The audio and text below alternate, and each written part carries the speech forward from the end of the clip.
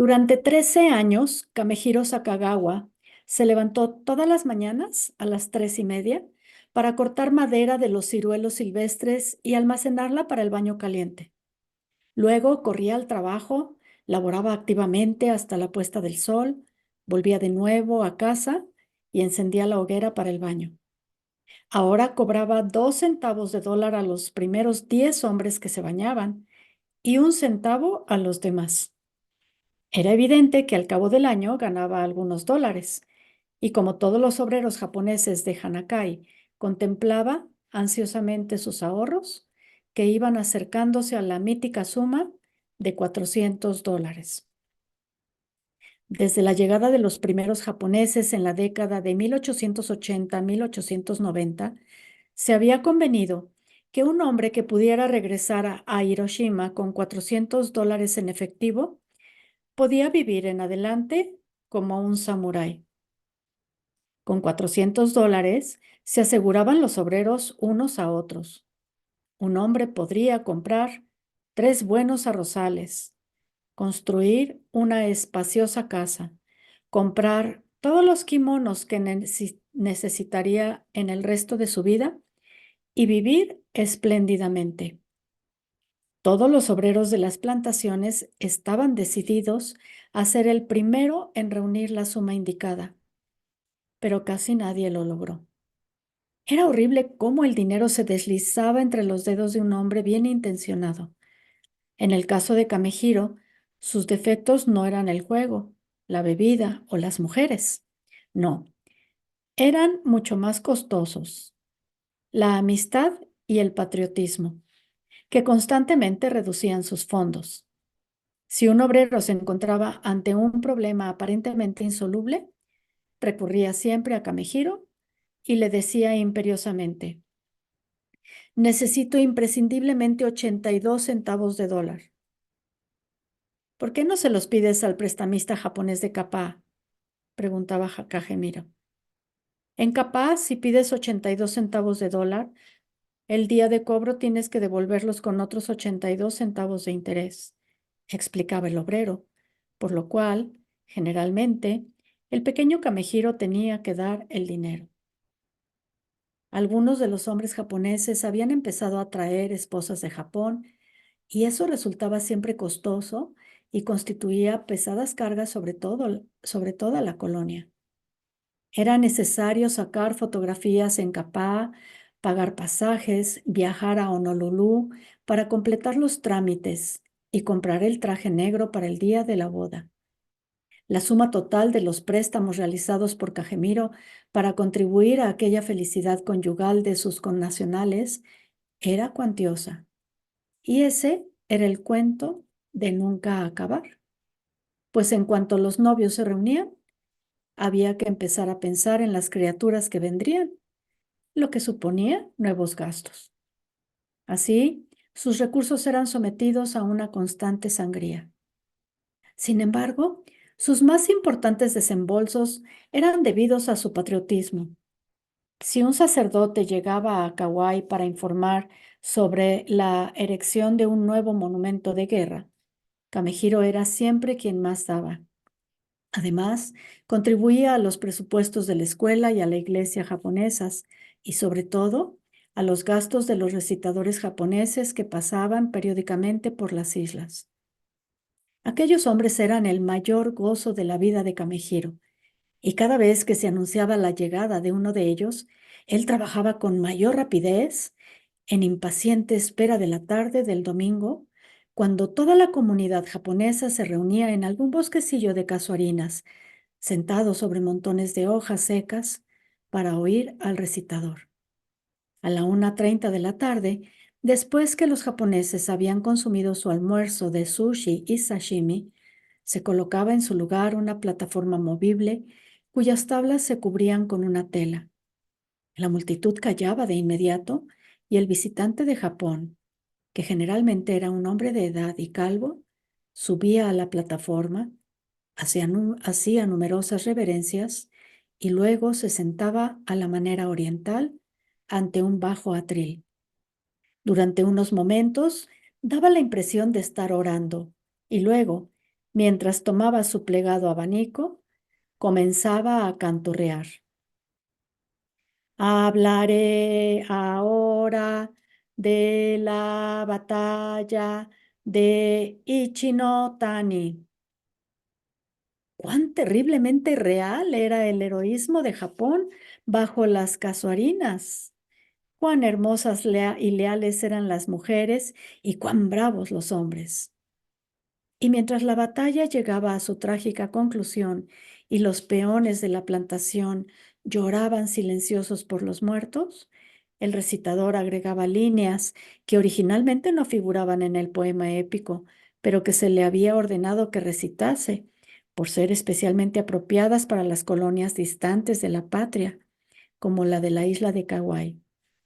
Y mientras el fantasma de Atsumori dejaba la llanura de Ichinoitani, miró hacia atrás a los valientes guerreros que habían dado muerte y pensó, estos son los valientes soldados del Japón, y mientras ellos vivan la patria, no correrá peligro alguno.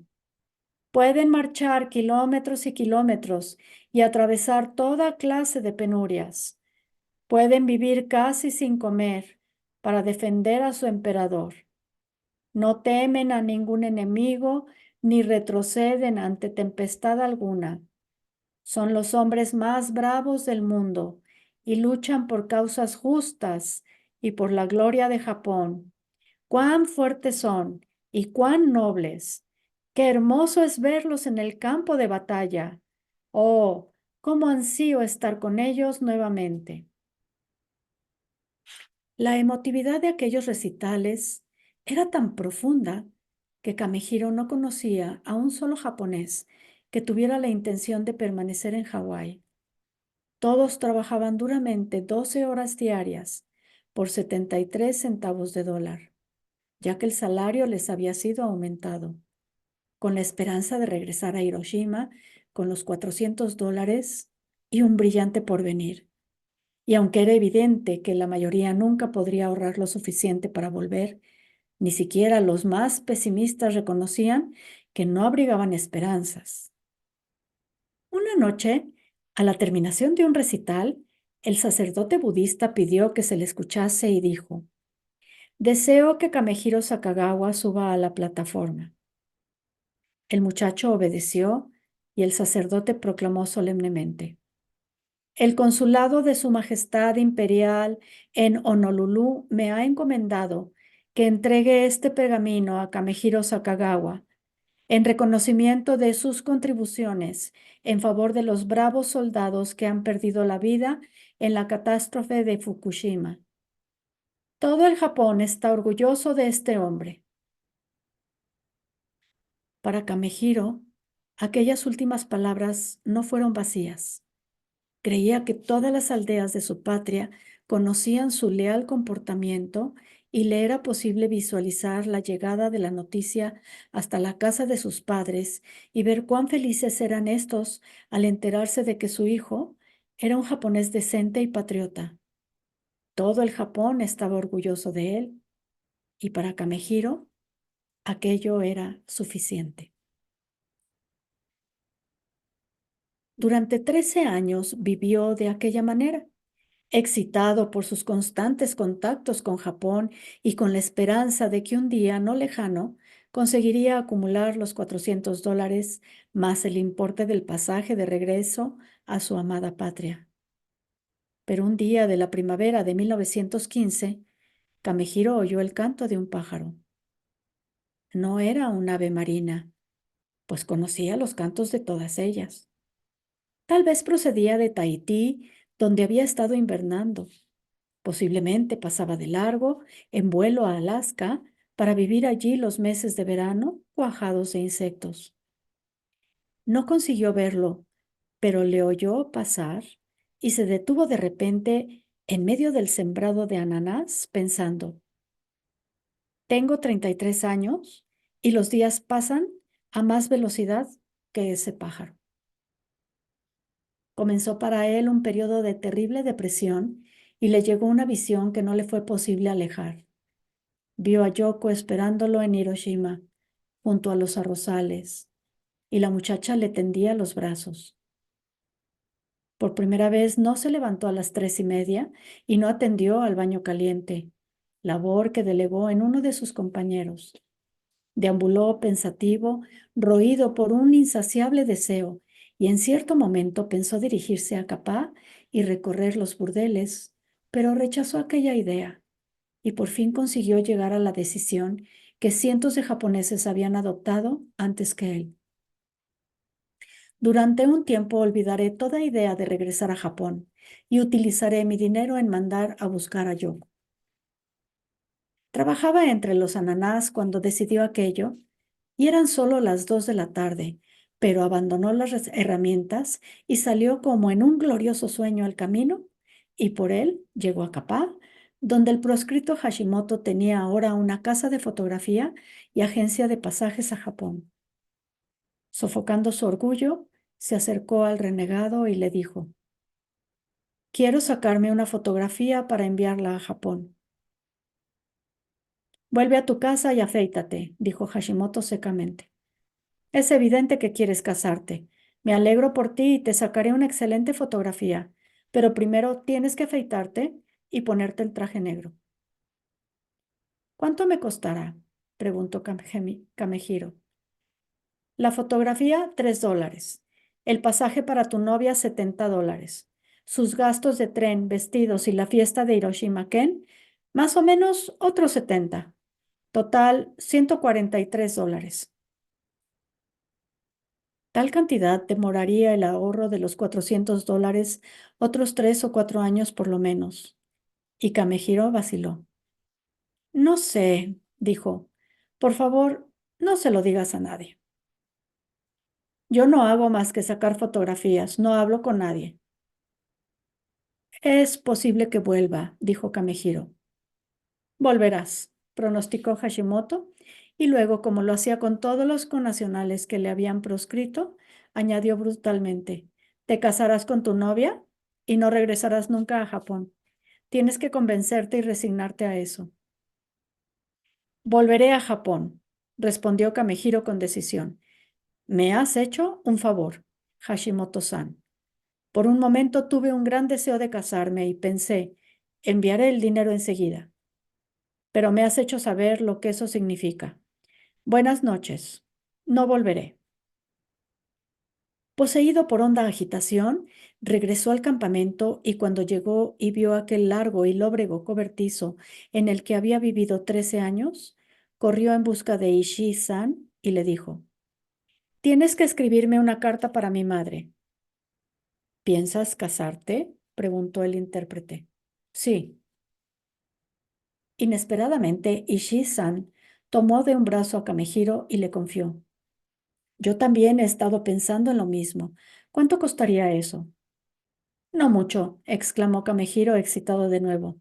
«La fotografía, $3. El pasaje, 70. Tal vez unos $143 en total». «Voy a hacerlo», anunció Ishii-san. «Hace un año que lo estoy meditando».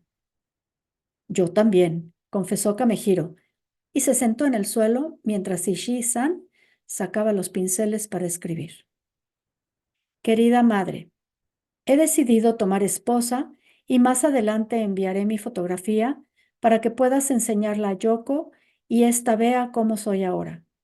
Cuando me digas que ella está dispuesta a venir a Hawái, te enviaré el dinero. Esto no significa que no piense regresar a Hiroshima Ken. Solo quiere decir que permaneceré aquí un poco más de tiempo. Tu hijo que te quiere, Kamehiro».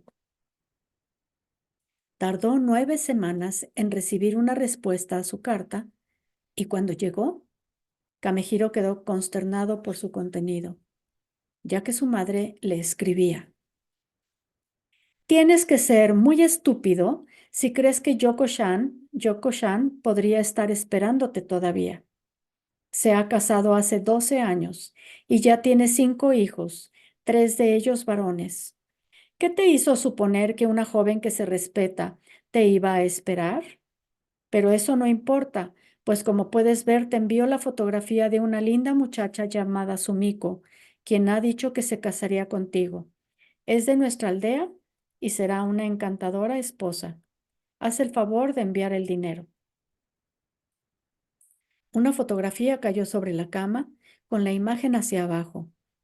Con los dedos, Kamehiro se dio la vuelta y gritó: ¡Oh, vengan a ver esta hermosa muchacha! ¡Vengan! Un numeroso grupo se reunió para observar la fotografía. ¿Es de Hiroshima?, preguntó uno. De Hiroshima Ken, respondió Kamehiro orgullosamente.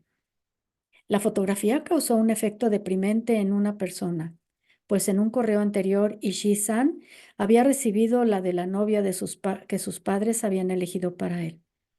Era una muchacha llamada Mori Yoriko. El nombre no era desagradable, pero el rostro de la elegida aparecía ancho, con los ojos rasgados, ese tipo de mujer que Japón produce en tal cantidad. Ishii-san estaba evidentemente desilusionado y pidió a Kamehiro que le dejase ver la fotografía de su prometida. Es linda para ser de Hiroshima, dijo. Tal vez sea de la ciudad. No, le aseguró Kamehiro.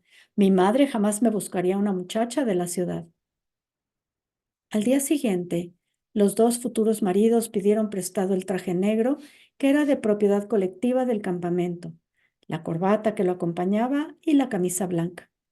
Envolvieron todo aquello en una sábana, alquilaron un taxi y se fueron a Kappa, donde Hashimoto, el fotógrafo, les dijo: pónganse el traje por turno y peínense bien.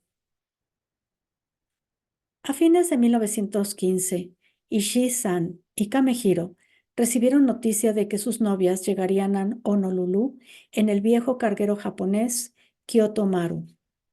La información no ocasionó la alegría que debía esperarse, porque en el campamento se había concebido la esperanza de que las dos muchachas llegasen en barcos distintos, puesto que entonces los dos maridos podrían usar el traje negro para ir a recibir a sus esposas, presentándose así iguales a las fotografías que había enviado a Japón.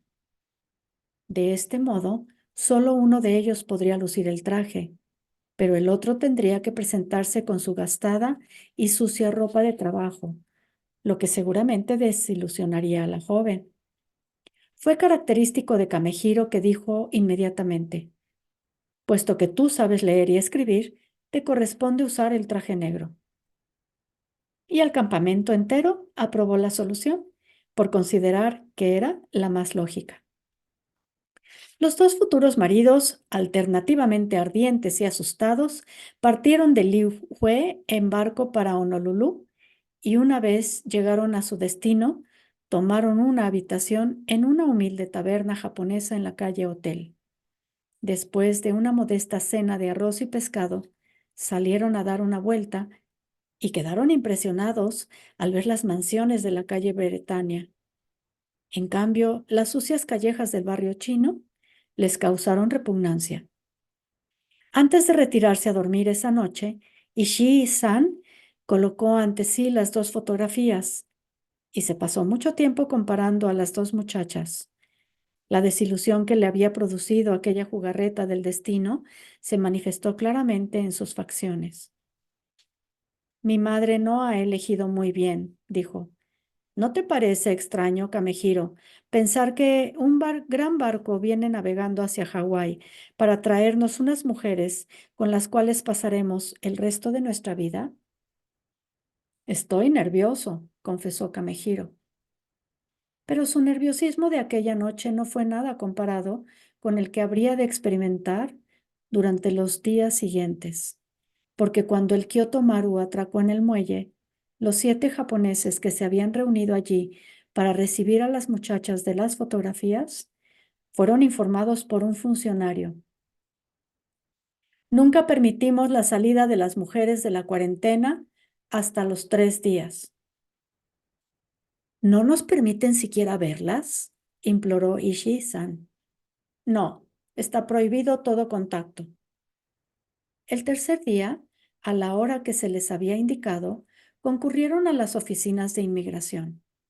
Sonó fuertemente un gong.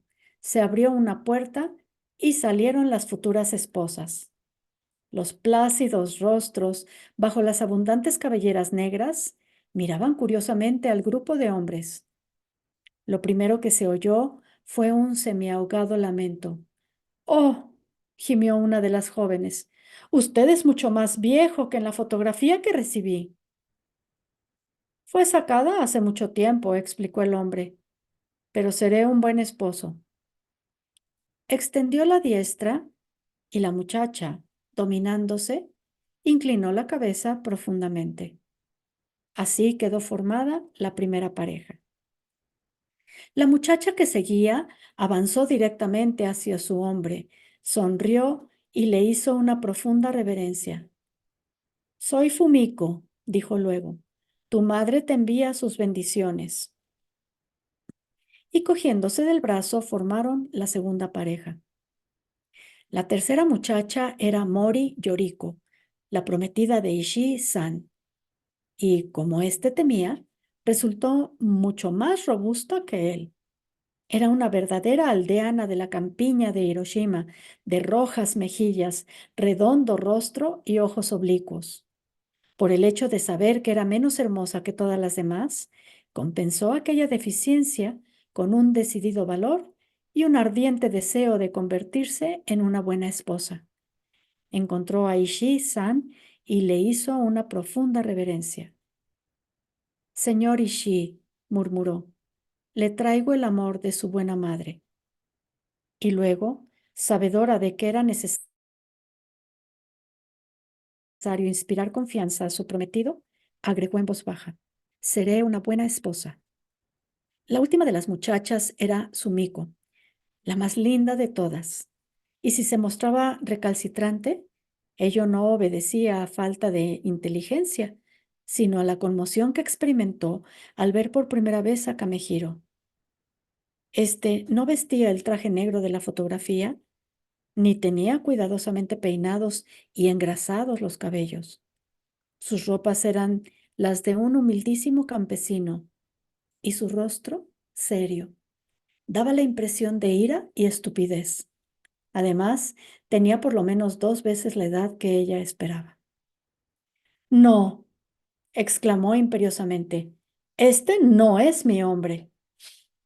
«Sí», dijo Kamehiro consternado, «soy tu prometido y tengo tu fotografía que me envió mi madre». Ella se la arrebató de la mano y, uniéndola a la de él, las arrojó al suelo y las pisoteó furiosa mientras gritaba: «No me casaré con este hombre, he sido engañada». Ante aquellos gritos, la primera de las novias, que también había encontrado a un marido que la desilusionó, sacudió a Sumiko y le dijo en rápido japonés: «Domínate, idiota egoísta. En asuntos como este, ¿quién espera encontrar un dechado de virtudes y hermosura?». «No me casaré con ese animal», gimió Sumiko.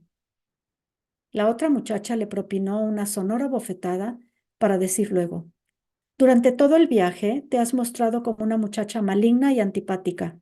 Ve inmediatamente a ese buen hombre y humíllate ante él». La hizo dar media vuelta y con ambas manos le dio un fuerte empellón que la lanzó hacia Kamehiro. Sumiko habría caído seguramente al suelo, pero Ishii-san dio un salto para impedirlo. La tomó de la cintura y la tuvo así un instante. Luego miró a Kamehiro y a la novia destinada a él y dijo con una franqueza de la cual fue el primero en sorprenderse: «Kamehiro, tú y Yoriko forman una pareja mejor. Cédeme a Sumiko». Y la hermosa muchacha, al verse ante un hombre culto, vestido con un traje negro, exclamó: «Sí, Kamehiro, tú eres demasiado viejo para mí. Por favor, accede». Completamente aturdido, Kamehiro miró al suelo y vio la fotografía pisoteada. Recordó cuántas veces en los últimos meses había aprendido a amar a aquella muchacha al contemplar su efigie. Luego alzó los ojos y miró a la fea Mori Yoriko, mientras pensaba: «Esta no es la muchacha de la fotografía». ¿Qué me están haciendo? Vaciló. La habitación parecía dar vueltas ante sus ojos y sintió una mano que se posaba en su brazo. Pertenecía a la muchacha que había abofeteado a Sumiko y oyó que le decía: no sé su nombre, pero he vivido 3 semanas a bordo con Yoriko. Y de todas las novias que nos encontramos aquí en estos momentos, puedo asegurarle que es la que hará una mejor esposa. Tómela y no se arrepentirá. La humillada campesina, que tan dolorosamente había sido rechazada un momento antes, sintió que sus ojos se llenaban de lágrimas y quiso huir a un rincón, pero se quedó firme como una roca, profundamente inclinada ante el desconocido. Seré una buena esposa, murmuró, luchando para no estallar en sollozos. Kamehiro miró por última vez la fotografía que yacía en el suelo. Se inclinó para recogerla y la tendió a su amigo Ishii-san. Será mejor así, dijo. Volvió hacia Yoriko, que todavía estaba inclinada, y le dijo dulcemente: me llamo Kamehiro Sakagawa y soy de Hiroshima-ken. Yo me llamo Mori Yoriko y también soy de Hiroshima, respondió ella. Entonces nos casaremos, agregó Kamehiro, y las 7 parejas quedaron formadas. Durante los años en que Kamehiro y su esposa Yoriko descubrían cuán afortunados habían sido al casarse el uno con la otra, las familias misioneras de Honolulu estaban experimentando una tremenda conmoción, pues uno de sus muchachos se había convertido en un fogoso radical y las informaciones sobre su comportamiento aterraron a Hawái. En aquellos años Hawái parecía estar lleno de Hale, Whipple, Hewlett, Yanders y Hawksworth. En algunas clases, en el colegio de Punahou, de 24 alumnos, 16 llevaban alguno de aquellos apellidos o estaban emparentados con ellos. Se llegó a considerar que la combinación de aquellos 5 nombres era una sola familia, de la cual se reconocían 4 características notables. Sus niños iban a Punahou, sus muchachos a Yale.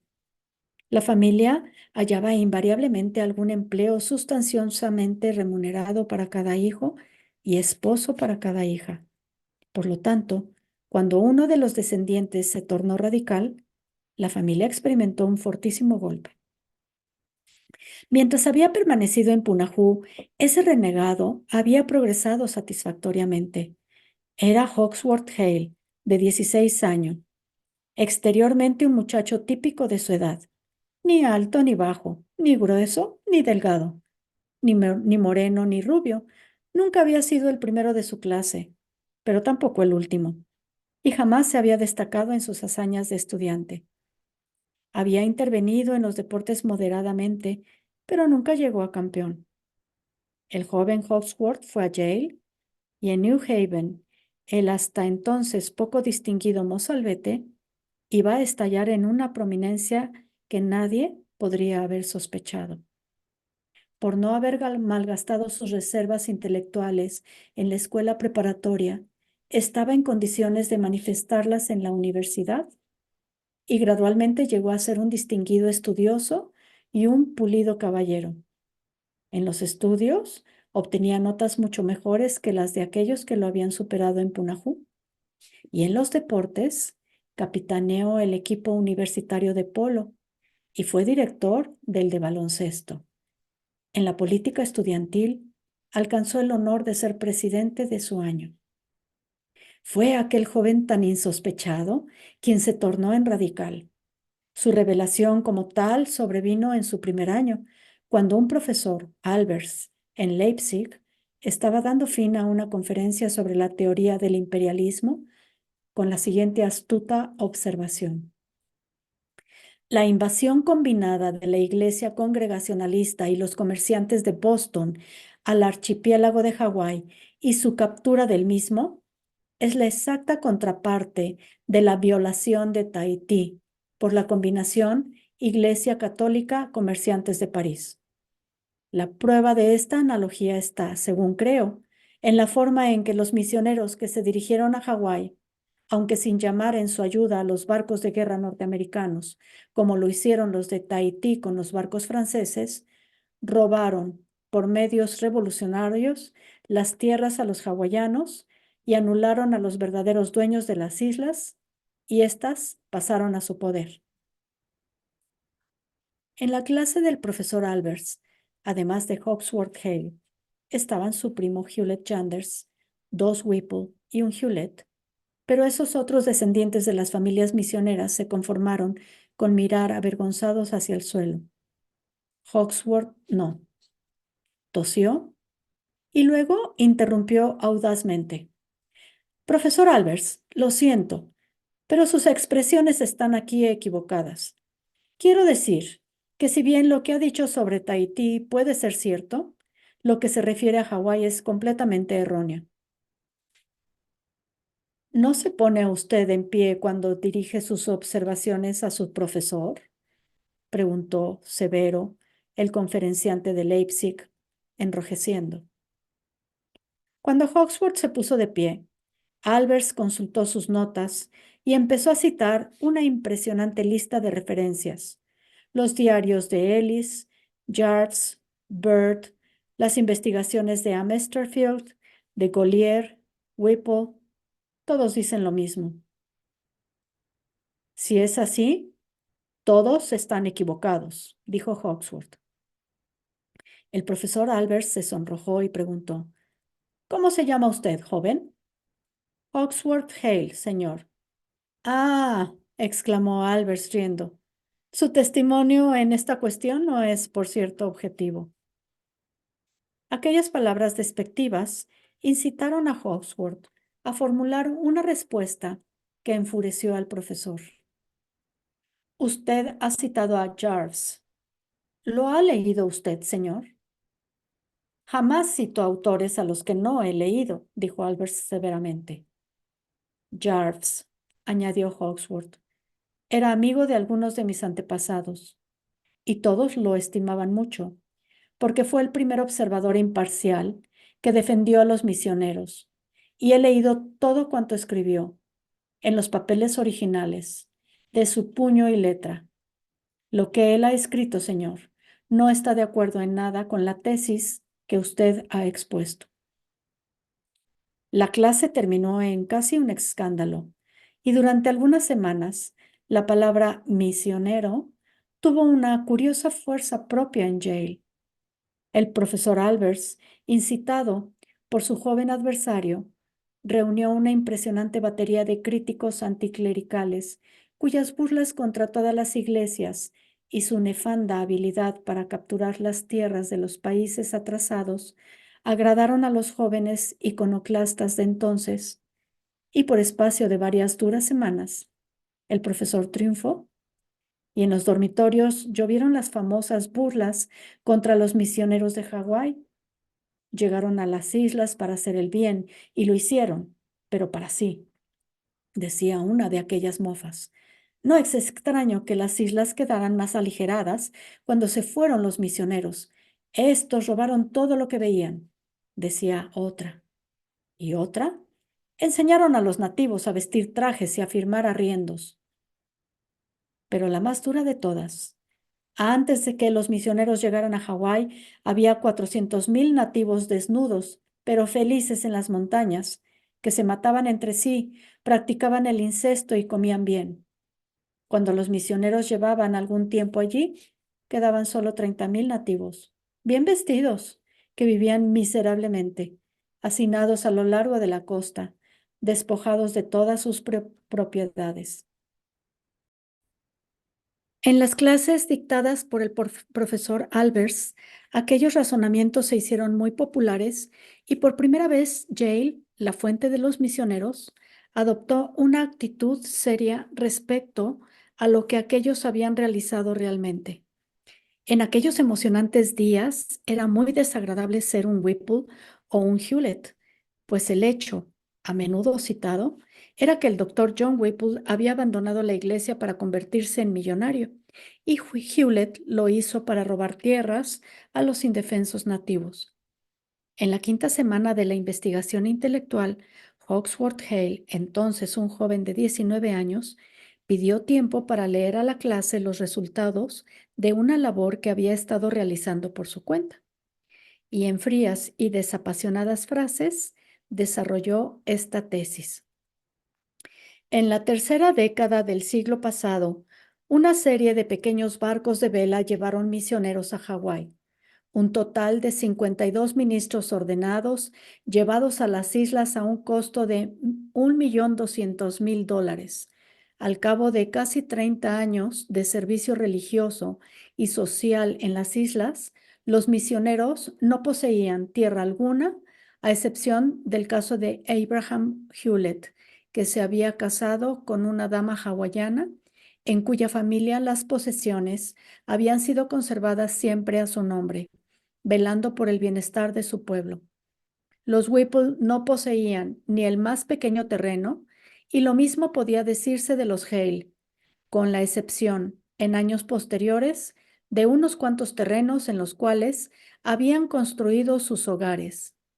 En 1854, el gobierno hawaiano reconoció la infortunada situación de las familias misioneras y dictó una ley especial que permitía a aquellos que habían servido bien a las islas la adquisición de pequeñas parcelas de tierra a precios módicos.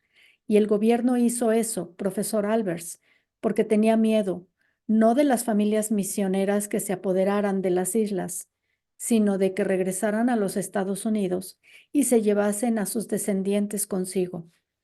Los escritos del gobierno correspondientes a esta cuestión son explícitos. Junio 1851. Las familias misioneras que han recibido y solicitado tierras no las han recibido ni solicitado sin ofrecer lo que consideraron una compensación equitativa.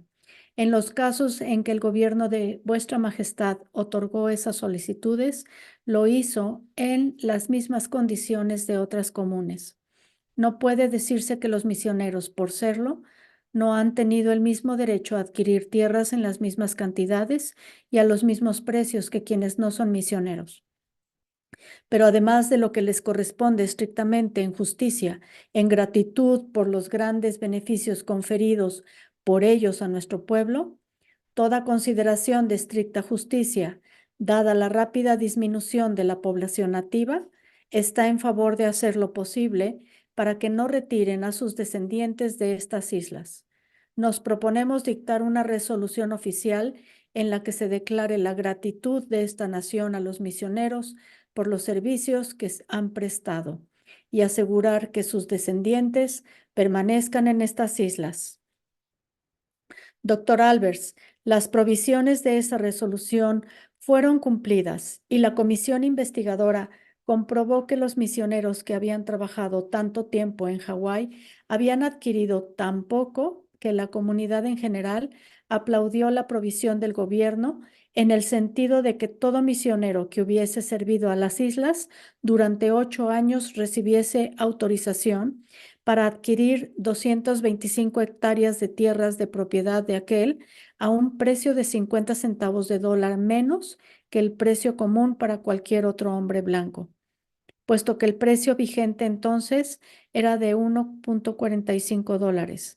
Eso representa una reducción del 34.5%. Hasta donde me ha sido posible establecerlo, los misioneros no adquirieron tierras en ninguna otra forma, pero aún así la mayoría de ellos era entonces demasiado pobre para aprovechar aquel ofrecimiento del gobierno. Ahora bien, si usted desea argumentar que los brillantes descendientes de los misioneros que abandonaron Hawái estudiaron aquí en Yale y luego regresaron a las islas, usurparon un número desproporcionado de importantes empleos en la medicina, la abogacía, el gobierno y la administración de propiedades, pisaría un terreno mucho más firme. Pero si argumenta así, no culpe a los misioneros, sino a Yale. Concluyo diciendo que no es justo ni exacto acusar a esas familias de robar tierras que jamás llegaron a poseer. Fueron las familias no misioneras, las de los vagabundos o piratas del mar, oriundos de Nueva Inglaterra, las que se hicieron dueñas de las tierras. Obtenidas estas, es cierto que los hijos de los misioneros las administraron, recibiendo en compensación una cantidad fija anual. Los hechos que usted ha citado son aplicables a Tahití, quizá, pero de ninguna manera pueden ser aplicados a Hawái. Se sentó, sonrojado de excitación, y esperó que sus discípulos le aplaudirían. Pero todo lo que acababa de decir iba en contra del espíritu de la época y no se le creyó.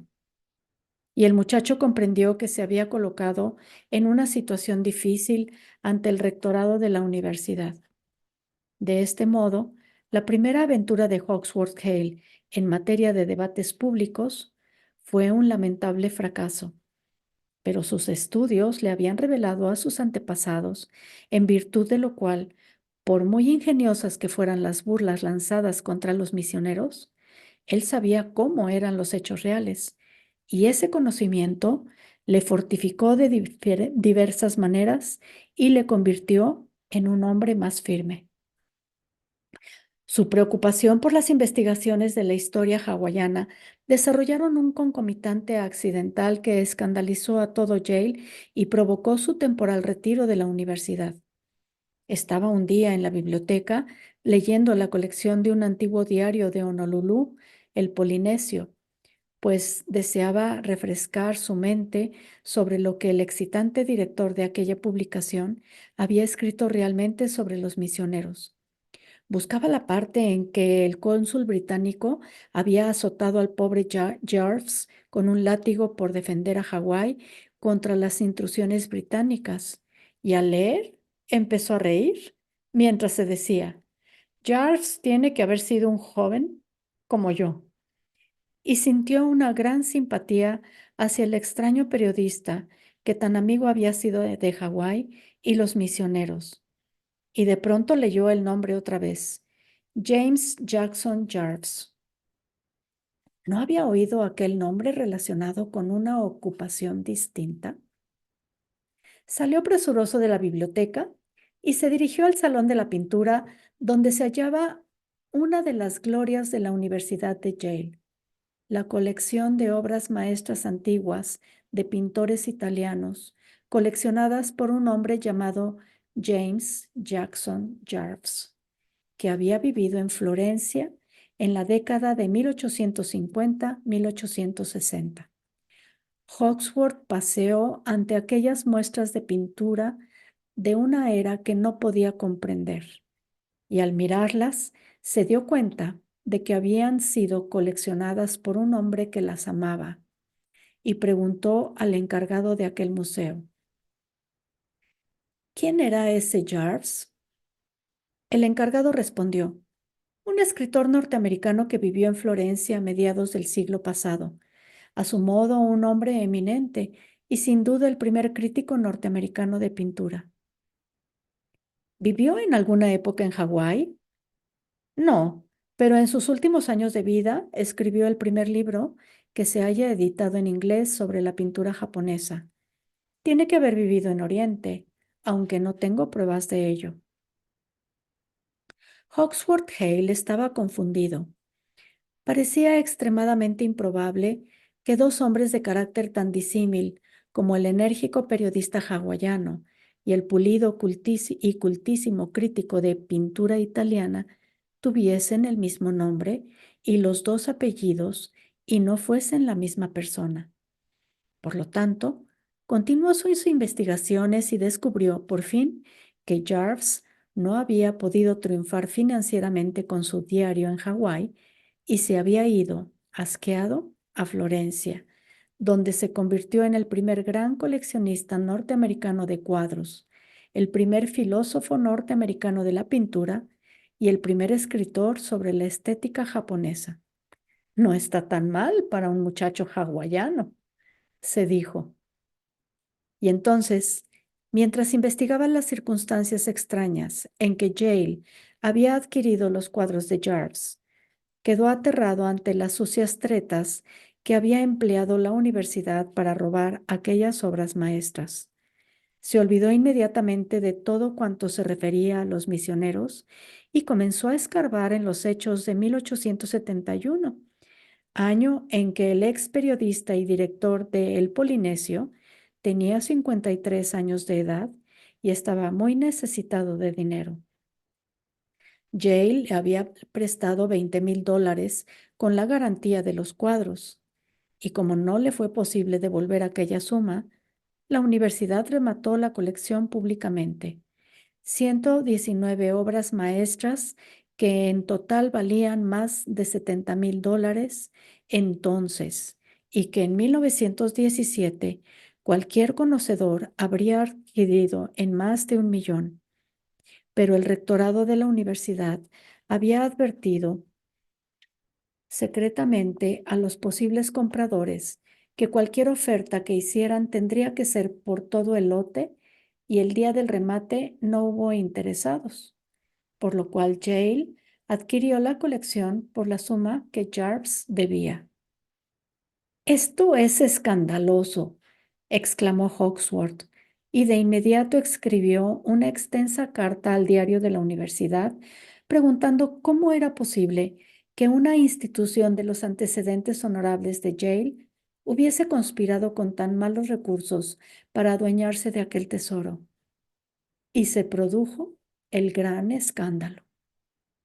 Hawksworth fue denigrado públicamente en el campo de deportes de la universidad, calificándosele como un individuo radical que había ultrajado la reputación de su propia alma mater. Y así como, una vez más, uno de los jóvenes más esencialmente conservadores que Hawái hubiera enviado a Yale, se encontró convertido en centro de una controversia. Y ésta excedió con mucho la resonancia de la anterior, pues se refería al honor de la universidad.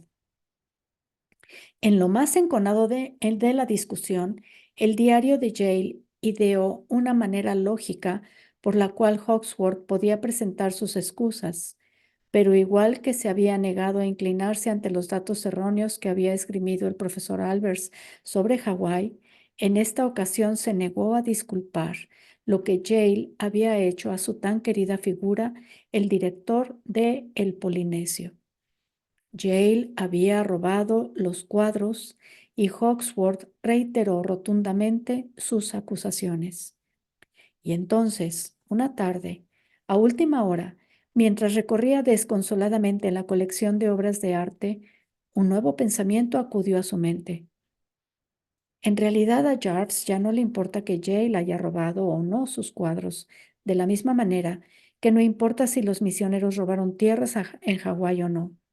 Lo que cuenta, lo único que cuenta es esto: qué bien realizó la institución. Si Yale no se hubiera quedado con los cuadros quizá por la fuerza, ¿dónde estarían ahora aquellas obras maestras? ¿Podrían haber servido el admirable propósito que cumplían en New Haven? Si los misioneros se hubieran desentendido y dejado que Hawái se fuese hundiendo de una degeneración en otra, ¿qué bien podía haberse conseguido? Yale salió ganancioso al conseguir aquella formidable base para su escuela de pintura, y Hawái salió ganancioso por haber albergado en su territorio a los misioneros. Las pequeñas máculas de los antecedentes carecían de importancia. No importaba tampoco lo que dijera un idiota arrogante como Albers. Yanders y los demás hacían muy bien en ignorarlo. Si Yale había robado los cuadros, tenía derecho a poseerlos, debido al bien que había realizado por medio de ellos. Y no voy a seguir discutiendo con nadie si los misioneros robaron o no en Hawái. Si robaron, lo que dudo, acabó por pensar, es innegable que emplearon lo que robaron para buenos fines. Y de pronto se sintió cansado de Yale, de profesores educados en Leipzig y de problemas relacionados con James Jackson Jarves. Por consiguiente, salió de la galería de pintura, hizo un gesto de adiós a los cuadros que jamás se preocuparía de volver a ver Se presentó en la oficina de correos de New Haven el 28 de abril de 1917, se enroló en el ejército y partió para Francia.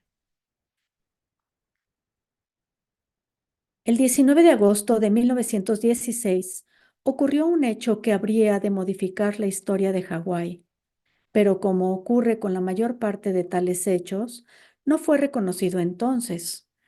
Ocurrió porque uno de los capataces alemanes se hallaba borracho y sufría un terrible dolor de muelas, condición esta última que había producido la primera. Por lo general, los capataces de la plantación eran hombres rudos, cínicos, aunque de comportamiento razonablemente aceptable, traídos en su mayoría de Alemania y Noruega. Eran empleados por firmas como Janders Whipple para vigilar y dirigir a los peones por dos razones.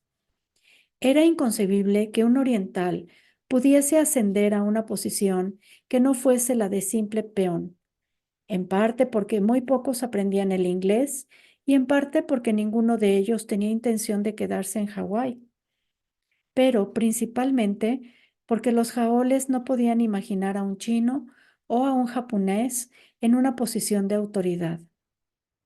Y por triste experiencia, los propietarios de las grandes plantaciones habían llegado a la conclusión de que los norteamericanos que podían conseguir para capataces no servían. Los norteamericanos capaces buscaban empleos de oficina, mientras que los incapaces no podían dirigir debidamente a los peones orientales. Por consiguiente, Hawái se veía obligado a contratar europeos para dirigir las plantaciones, y si la capa superior de la sociedad de Honolulu estaba integrada por familias de Nueva Inglaterra como los Hale y los Whipple, la segunda y operativa capa estaba compuesta por europeos que otrora habían sido capataces, pero que habían dejado las plantaciones para establecerse por su cuenta. De aquellos europeos, los alemanes eran los que obtenían mayor éxito, a la vez como capataces y subsiguientes ciudadanos, y era una ironía que el hecho histórico al cual me refiero hubiera sido precipitado por un alemán, aunque tal vez pueda achacársele al fuerte dolor de muelas que sufría. Atravesaba el campamento Ishii una mañana a las 6, bien lustradas sus botas, planchado el blanco pantalón. En los últimos tiempos había estado irritado porque los peones japoneses habían dado en ingerir grandes cantidades de salsa de soya a fin de provocarse fiebres temporales que les excusaban de presentarse a trabajar, y había resuelto poner fin a aquella farsa. Cada vez que un peón alegaba tener fiebres, debía echar el aliento junto a la nariz del alemán, y que Dios le ayudase si tenía aliento a salsa de soya. El 19 de agosto de 1916, el capataz alemán encontró a dos de sus peones japoneses enfermos de fiebre de soya y los sacó a los campos a bofetones. Luego salió del largo cobertizo donde dormían los peones solteros y entró en la diminuta casa de madera en que vivían Kamehiro y su esposa Yoriko, para encontrarse con que el primero estaba en cama.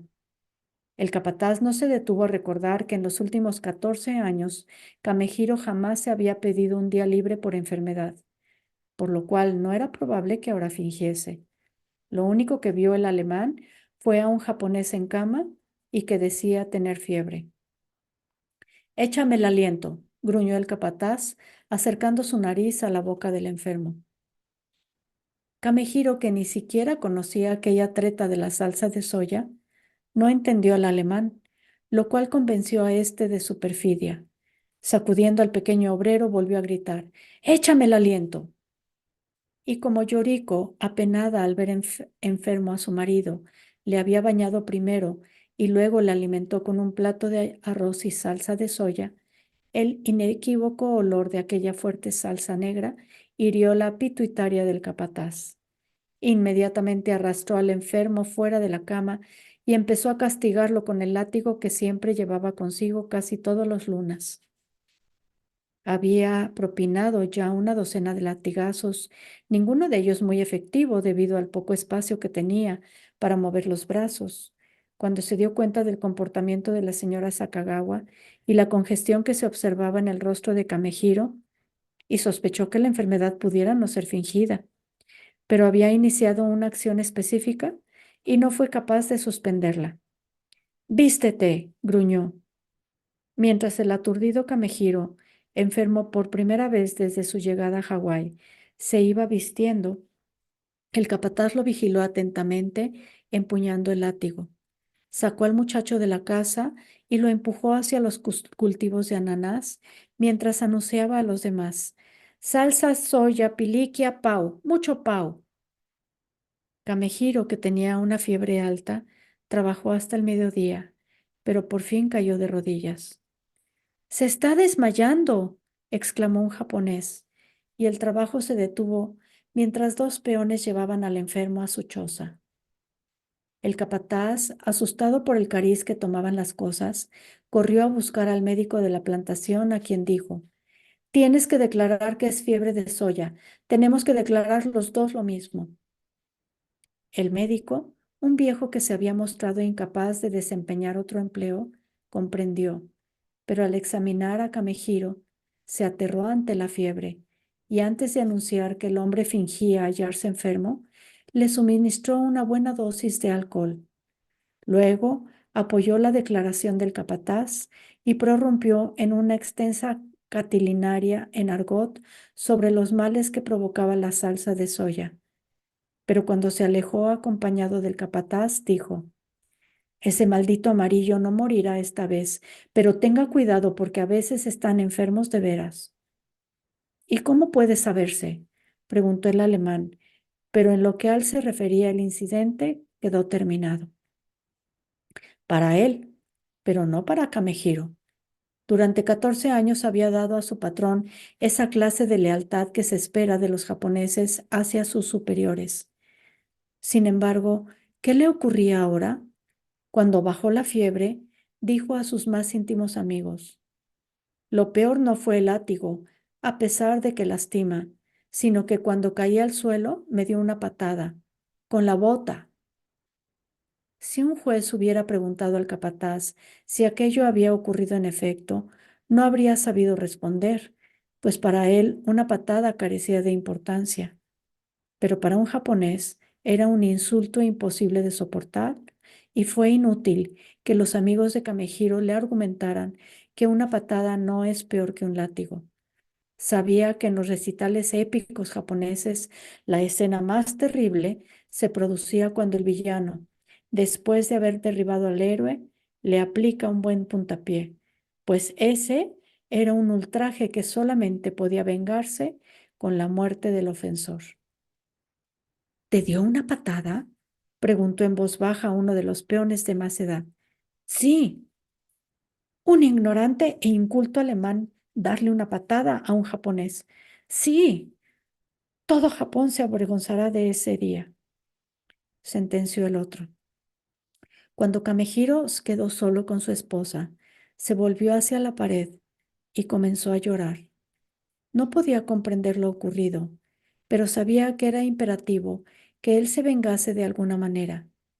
Su esposa comprendió la agonía que en aquellos instantes sentía su marido e intentó aplacarlo por diversos medios, a cual más dulce y cariñoso, pero no lo consiguió. Y al anochecer, Kamehiro anunció su plan. Le pediré prestado el machete a Ishii-san, y cuando sea de noche me acercaré silenciosamente a la casa del capataz le abriré el vientre. Eso será vergonzoso para él, y el honor de Japón habrá sido vengado. No, Kamehiro, imploró Yoriko. Ese estúpido alemán no comprenderá. Cuando mañana por la mañana tropiece con mi cuerpo, comprenderá. No, no, sollozó Yoriko. No llevaba todavía un año de vida con su esposo, pero ya había descubierto que Kamehiro era el más bueno, honrado y leal de cuantos hombres había conocido. Siempre jovial, ahorraba su dinero y era generoso con sus amigos necesitados. Se embriagaba muy pocas veces, pero cuando ello ocurría, le atacaba una incontrolable risa y tenía que apoyarse en ella para volver a casa. Kamehiro, susurró, olvídate de ese machete. Hay un modo mejor. Espera a estar más fuerte. Te alimentaré con mucho arroz y pescado para que recuperes toda la fuerza de antes. Cuando ya estés bien, un día te escondes entre la caña a lo largo de la senda y cuando llegue el capataz, le saltas al paso, lo derribas y luego le das unas buenas patadas. Sí, pero ese alemán es un hombre muy corpulento, reflexionó Kamehiro. Entonces haz que te ayuden algunos de tus amigos. Pero no quiero esconderme, porque eso sería indigno de honor de Japón, dijo Kamehiro. Bueno, entonces sal a su encuentro y derríbalo. El capataz alemán parecía bastante más corpulento a Kamehiro que a Yoriko, por lo cual, en su lecho de enfermo, el pequeño japonés ideó otro plan que humillaría al capataz y al mismo tiempo le devolvería a él su perdido honor. Esperó encontrarse totalmente restablecido y fuerte. Espió cuidadosamente al capataz y luego tendió su trampa.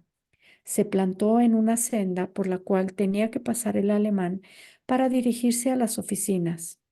Temblaba de emoción al ver que se acercaba el enemigo y cuando éste se hallaba casi a su lado, Kamehiro le gritó, Señor von Schlemm. El capataz se detuvo bruscamente y se puso en guardia de modo instintivo. Luego vio que quien le llamaba era el peón modelo Kamehiro y se olvidó de que poco antes había castigado a aquel hombre. Bajó algo la guardia y le preguntó, ¿para qué me llamas? Con enorme asombro, vio que el pequeño japonés se inclinaba, se quitaba cuidadosamente uno de los zapatos, se erguía después como un militar alemán y aplicaba al hombre que tenía ante sí un golpe con el zapato en un hombro. Kamehiro esperaba ser derribado instantáneamente y que en aquel momento sus amigos ocultos entre las cañas saldrían en su ayuda para dar una buena paliza al alemán. Pero nada ocurrió. El corpulento y asombrado alemán miró a su extraño agresor, luego al pie descalzo y se encogió de hombros. ¿Querías hablarme, Kamehiro? Preguntó, incapaz de comprender lo ocurrido. Asqueado ante un hombre tan carente de honor, Kamehiro le dio la espalda y se alejó hacia su choza con el zapato en una mano. El hombretón, más perplejo que nunca, le vio desaparecer, se encogió de hombros otra vez y se dirigió a las oficinas. Pero al hacerlo, le pareció oír entre las cañas algo así como burlonas risas a duras penas sofocadas. Se volvió de repente, pero nada vio. Aquella noche, Kamehiro Sakagawa fue un héroe para todos los japoneses del campamento Ishii. Creo que debemos celebrar esto, sugirió uno de los peones de mayor edad, orgulloso de la manera en que Kamehiro había restituido el honor al campamento Ishii, pero antes de que iniciase debidamente la celebración, Ishii-san apareció corriendo sin aliento. Llegaba de Kapaa y era portador de una horrible noticia. Tardó unos instantes en recuperar el aliento, pero cuando lo consiguió dijo, mientras gruesas lágrimas se deslizaban por sus mejillas. Mi esposa se ha escapado. ¿Sumiko-san? Preguntaron algunos. Ha huido a Honolulu, se lamentó el infortunado intérprete. Dijo que no podía vivir por más tiempo en Kauai. Hubo un silencio general y luego Yoriko, la mujer campesina fea y tosca que él había rechazado, se acercó a él y le dijo, olvida a esa mujer mala, Ishii-san. En el barco todas llegamos a despreciarla y sabíamos que no podría ser nunca una buena esposa. La culpa no es tuya. El pequeño intérprete miró a la buena mujer que había partido de Hiroshima para ser su esposa y con mayor vergüenza todavía preguntó, ¿entonces me perdonas, Yoriko-san? Te he perdonado hace mucho tiempo, respondió la robusta campesina, porque gracias a ti he encontrado a mi buen esposo. Bajó los ojos como correspondía a una mujer cuando hablaba de su marido y todos los presentes pensaron, qué suerte fue para Kamehiro que accediese al cambio de esposas que le propuso Ishii-san. Ya en su pequeña choza, Kamehiro susurró a su mujer. Esta noche he temblado al pensar que Sumiko podía haber sido mi esposa. También habría huido de ti, Kamehiro, contestó ella. He tenido mucha suerte, exclamó él. Los 400,000 dioses de Japón me protegieron hoy. Yoriko miró muy seriamente a su hombre y preguntó, ¿es cierto que golpeaste al capataz en la cabeza con tu zapato? Sí, todo Japón está orgulloso de ti. Se acostaron y Kamehiro dijo, me parece muy raro, pero la verdad es que yo sabía muy poco de las mujeres y creía que cuando un hombre y una mujer se casan y duermen juntos, siempre tienen hijos rápidamente. Algunas veces ocurre eso, le aseguró Yoriko. Parece que a nosotros no, explicó Kamehiro y apagó la lámpara.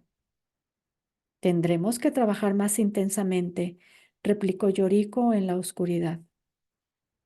Pero ella trabajaba intensamente también en otras tareas. Cuando maduraban los ananás, ayudaba a la recolección, por lo cual se le pagaban 54 centavos de dólar diarios. Más tarde, trabajaría en la tarea de deshojar la fruta de toda hoja innecesaria, a fin de que, al ser plantada, germinase más rápidamente. Por aquel difícil y fatigoso trabajo se le pagaban 75 centavos por cada 1,000 plantas, y concentrando todas sus fuerzas en la ocupación, Yoriko conseguía despachar más de 4,000 plantas por día, a tal punto que se convirtió en la maravilla de la plantación. Ella y Kamehiro reunían una apreciable suma mensual, pero su objetivo de $400 en efectivo seguía siéndoles esquivo. Había campañas a las que era necesario ayudar en la patria y diversas peticiones del emperador a las cuales era imposible negarse. Había sacerdotes a quienes mantener y maestros de escuela que educaban a los niños japoneses, porque ¿quién quería llegar de regreso a Hiroshima con niños que no sabían hablar japonés? Y si bien ellos no tenían hijos propios, ayudaban a quienes los tenían. Pero con mayor frecuencia, aquella desaparición de los dólares se debía a alguna tragedia personal en la comunidad del campamento, como por ejemplo aquella noche en que Ishii-san irrumpió bruscamente en la pequeña casa para pedirles prestados $30. Tengo que ir a Honolulu, dijo, sin pérdida de tiempo. ¿Se trata de Sumiko? Preguntó Yoriko.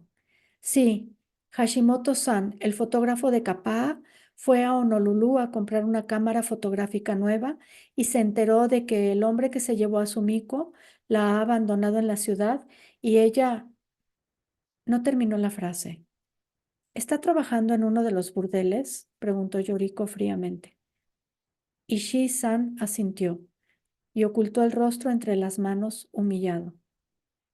Ese es su destino, Ishii-san, dijo la mujer de Hiroshima. Déjala ahí, nada puedes hacer. ¿Dejarla ahí? Chilló el pequeño intérprete. Es mi esposa. Créeme, Ishii-san, esa mujer no será nunca su esposa. ¿Entonces no me prestas los $30? Preguntó el intérprete desolado. Claro que te los prestaré, dijo Kamehiro. Y aunque su esposa protestó, pues sabía que el viaje era inútil, Kamehiro le entregó el dinero. 5 días después, Ishii-san volvió solo a Kauai. Durante mucho tiempo nadie le preguntó por el resultado de su viaje, y él se puso a trabajar, baja la cabeza, Pero finalmente una mañana Kamehiro golpeó la mesa donde todos desayunaban y preguntó en voz alta: ¿Está trabajando tu esposa en un burdel, Ishii-san? Sí, respondió el interrogado, feliz porque alguien había formulado abiertamente la pregunta.